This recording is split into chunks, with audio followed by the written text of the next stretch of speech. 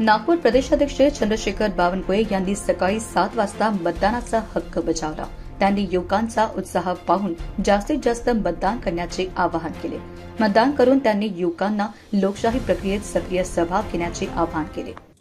आज पवित्र मतदानाचा हक्क मी बजावला आहे आणि मला विश्वास आहे की कामठी विधानसभेतील मतदार चांगल्या मताने मला निवडून देतील। महाराष्ट्रामध्ये महायुतीचं आमचं सरकार येईल आणि महाराष्ट्राच्या 14 कोटी जनतेच्या विकासाचा जो आमचा जाहीरनामा आहे, जो आमचा मॅन्युफॅक्चर आहे, तो मॅन्युफॅक्चर आम्ही पूर्ण करू आणि आमचं सरकार महाराष्ट्रात येईल। कामठीमध्ये तुमचं गड आहे, कामठी उभे आहे, इथे काय सांगणार का? कामठीची जनता ही अनेक वर्षापासून माझ्या पाठीशी आहे आणि जनतेला विश्वास आहे की चंद्रशेखर बावनकुळेला जर मत दिलं तर ते विकासाचं मत आहे अशी जनतेमध्ये एक अपेक्षा आहे, आशा आहे आणि आशा अपेक्षा पूर्ण करण्याचा जो काळ असतो पुढचे 5 वर्ष, त्या काळामध्ये मी जनतेचे घेतलेले मतं हे जे काही कामं माझ्याकडे येतील किंवा माझं कर्तव्य आहे ते मी पूर्ण करणार आहे। आज राज्यामध्ये सर्वत्र एक उत्साह पाहायला मिळतो, असं वाटतं की यावेळेस मतांचा टक्का वाढेल? खूप टक्का वाढेल। म्हणजे आमच्या लाडक्या बहिणी, आमचे लाडके भाऊ, आमचे लाडके शेतकरी यांना सर्वांना भारतीय जनता पार्टी महायुतीचा जाहीरनामा हा मान्य झाला आहे। काँग्रेसचा जाहीरनामा जनतेला मान्य नाही, कारण काँग्रेस ही फसवणूक करते। कर्नाटकमध्ये, तेलंगणामध्ये आणि हिमाचल प्रदेशमध्ये खोटा जाहीरनामा देऊन मतं घेतले, पण महाराष्ट्रात मात्र आता महायुतीचा जाहीरनामा जनतेला मान्य आहे। गेल्या 2 दिवसात सहानुभूती मिळवण्यासाठी अनेक स्टंट राज्यात करण्यात आले। या स्टंट काटोलमध्ये अनिल देशमुख यांच्या गाडीवरची दगडफेक, अनिल देशमुखांकडून अशी मला अपेक्षा नव्हती की निवडणूक जिंकण्याकरता असंही अनिल देशमुखांना करावं लागेल।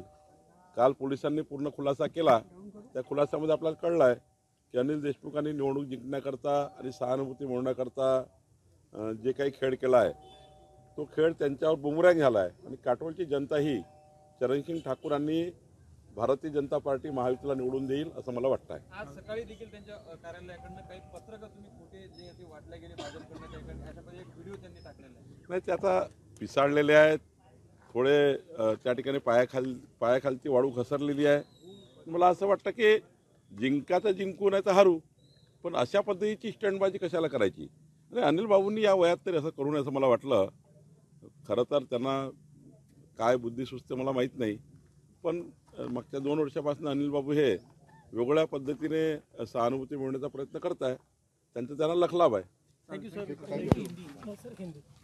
हिंदी सचिन,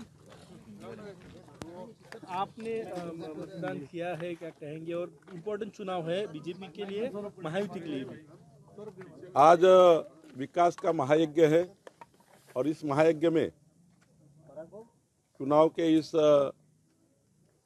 वोट्स करके हमने जो चुनाव के महायज्ञ में आहुति डालनी है, चुनाव के वोटों की हमने करना है, तो मैंने चुनाव का वोट किया है और मुझे लगता है कि कामठी विधानसभा में एक बड़ी विजय होगी, अच्छी खासी विजय मिलेगी। जनता महायुति के बाजू में मतदान करेगी और मुझे भी हमारे कामठी विधानसभा की जनता सेवा का मौका देगी। Thank you sir. कल अनिल देशमुख के बारे में प्रेस कॉन्फ्रेंस हुई, जो आरोप लगाए। हॅलो आई, तू बटाट्यामध्ये कोणता मसाला टाकतेस ग?